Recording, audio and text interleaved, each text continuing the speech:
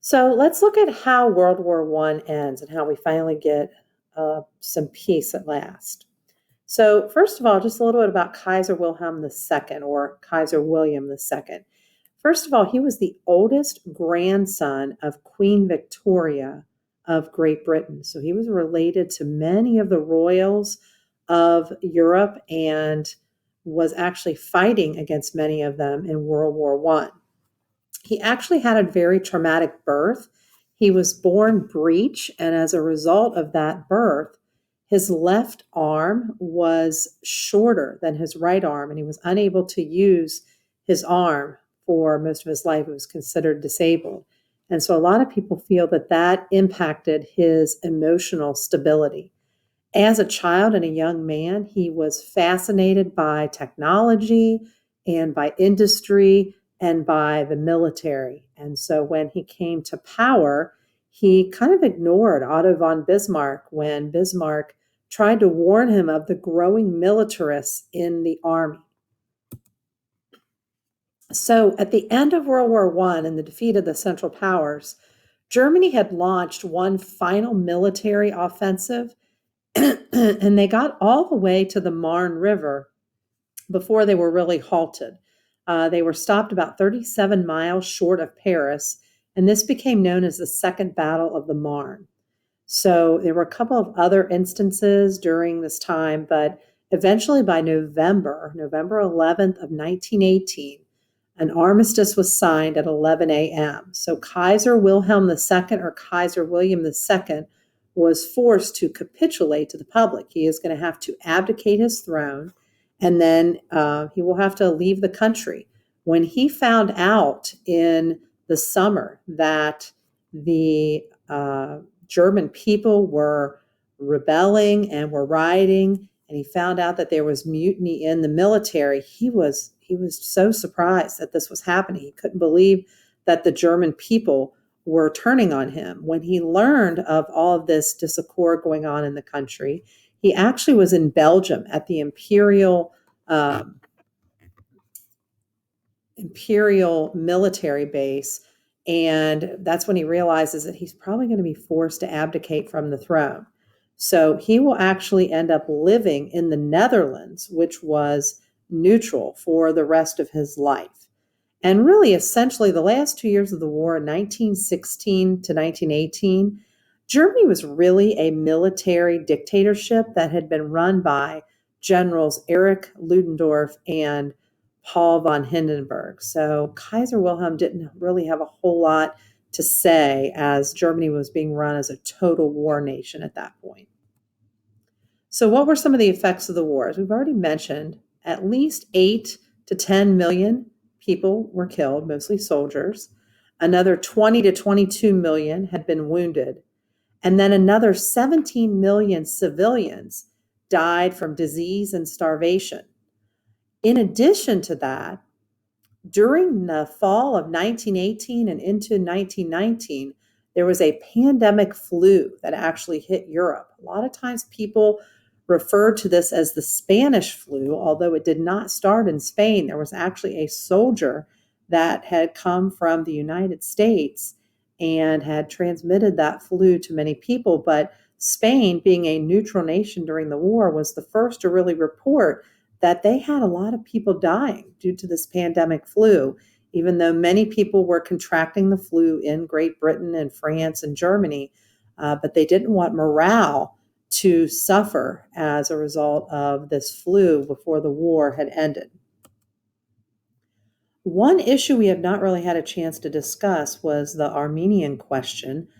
This was an incident that was taking place in the Ottoman Empire or Turkey, where there was a small concentration of Christian Armenians that lived in that area, and they attempted to force Islam on them. And those that did not want to agree to some of these policies were then marched into the desert, and they were left for dead. Some were murdered.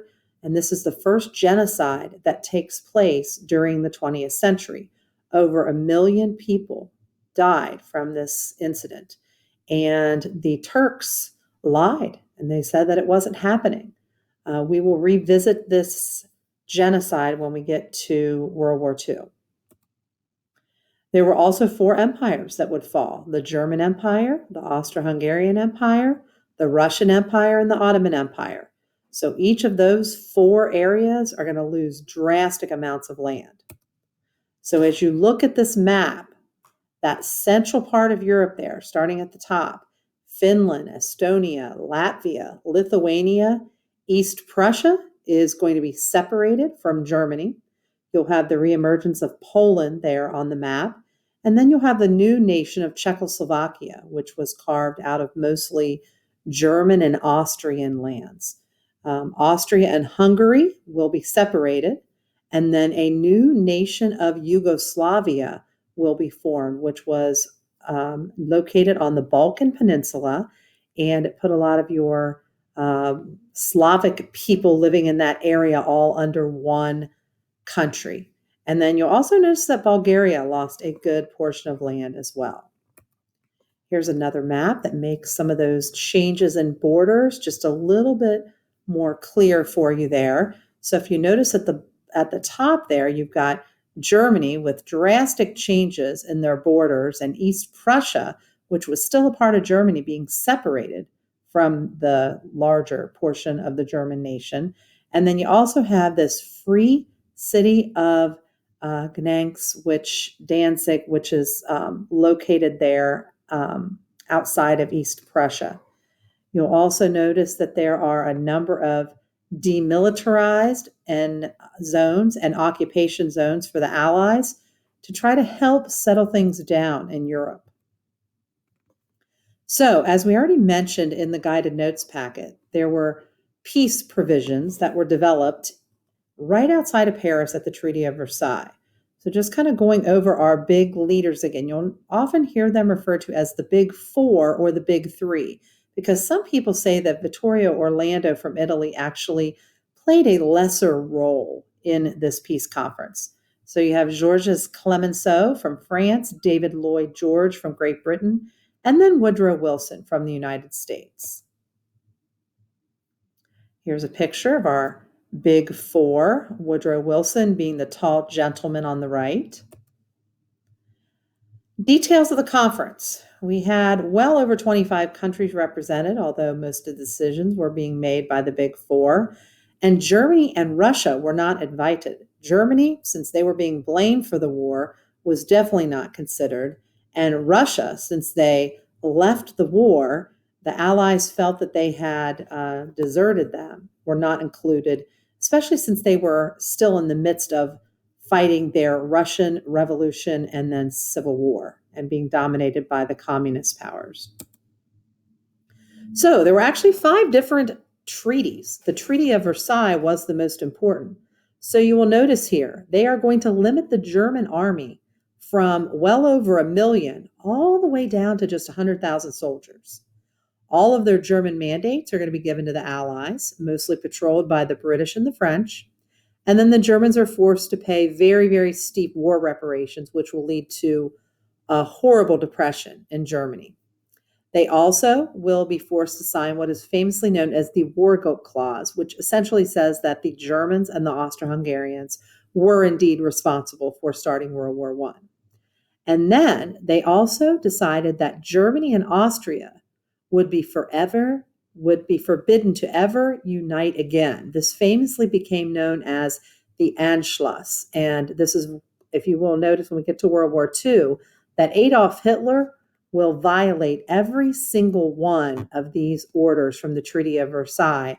And he will also take back all of the land, not only that the German Empire lost, but he will also go after any land where he feels was rightfully Germany's due to German people living in those areas. So here's a nice graphic showing you a lot of the different lands that were lost. So if we start on the left side, so the Rhineland is going to be a demilitarized zone.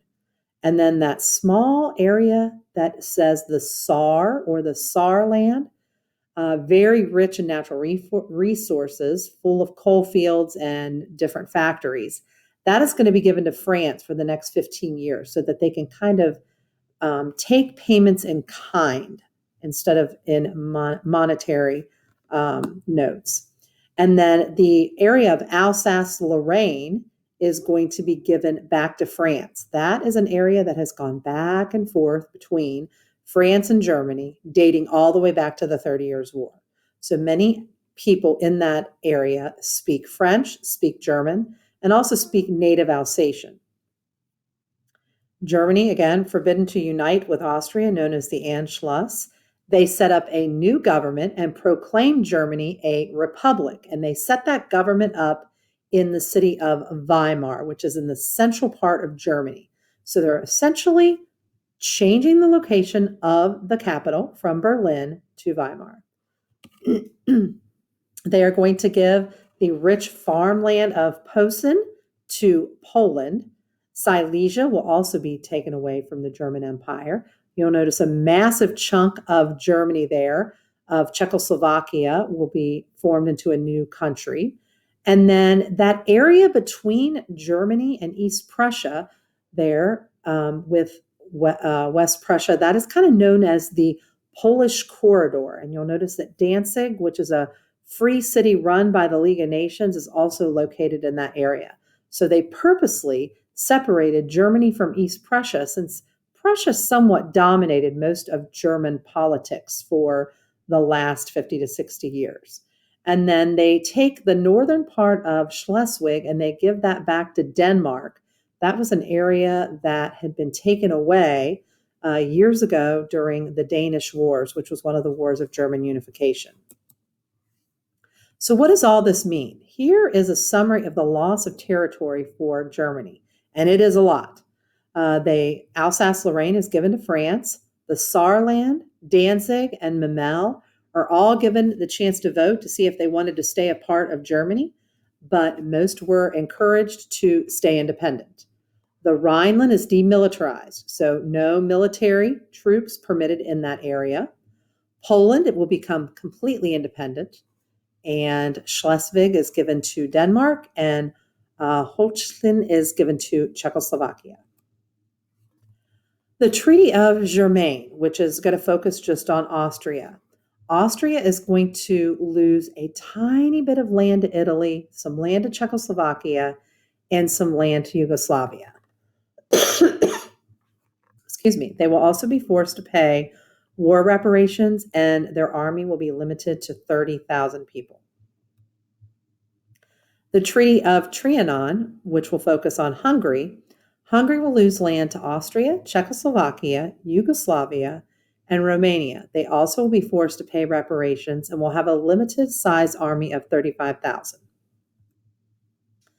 The Treaty of Neuilly is going to focus on Bulgaria. Bulgaria will lose land to Greece, Romania, and Yugoslavia, and their army will be limited to only 20,000. And then the Treaty of Sèvres is focusing on the Ottoman Empire or Turkey. They take a lot of land away from the Ottoman Empire. Much of it is going to be lost to Greece, and they're going to set up all types of mandates. France is going to take over Lebanon and Syria, and Great Britain will take on Iraq and Palestine, and they're going to limit their army to 50,000 people. They also, for the most part, just completely ignore that a genocide against the Christian Armenian people had taken place.